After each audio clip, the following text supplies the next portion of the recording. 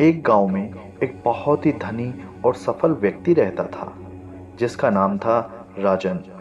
उसने अपने जीवन में बहुत धन, यश और शोहरत की कमाई करी, लेकिन सारा समय इन्हीं चीजों के पीछे भागने में बिताया। जैसे जैसे वह बूढ़ा हुआ, उसे एहसास होने लगा कि अब उसका सारा समय खत्म हो रहा है।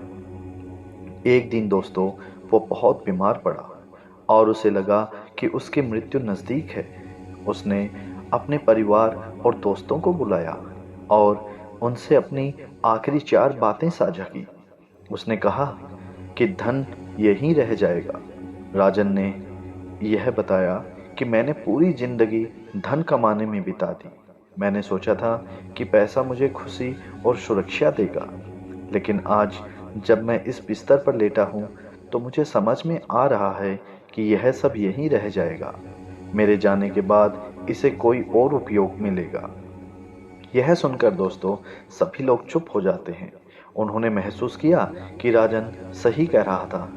दूसरी बात, राजन कहता है कि संपर्क सबसे बड़ी दौलत है। उसने कहा कि मैंने अपनी जिंदगी में रिश्तों को समय नहीं दिया। मैंने दोस्तों और परिवार से दूर रह करके काम में डूबा रहा।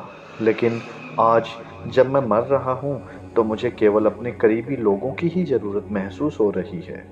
जीवन का असली धन हमारे रिश्ते और लोग ही होते हैं।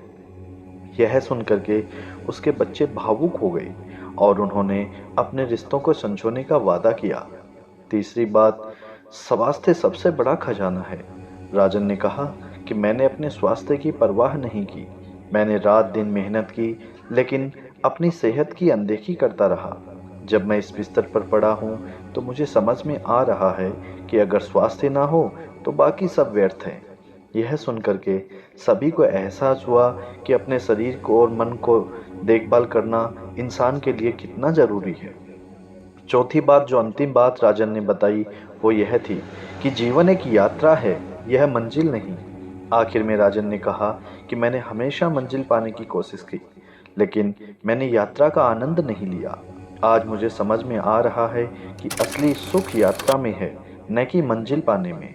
जीवन को हर पल जीना चाहिए और अंत में हमें यह पल याद ही रह जाते हैं। राजन इस कहानी से हमें यह संदेश देने की कोशिश करता है कि आखिरी सांस लेने से पहले उसने सभी से कहा है कि याद रखो, धन, प्रसिद्धि और सफलता का पीछा करते हुए जीवन के असली मूल्यों को मत भूलना।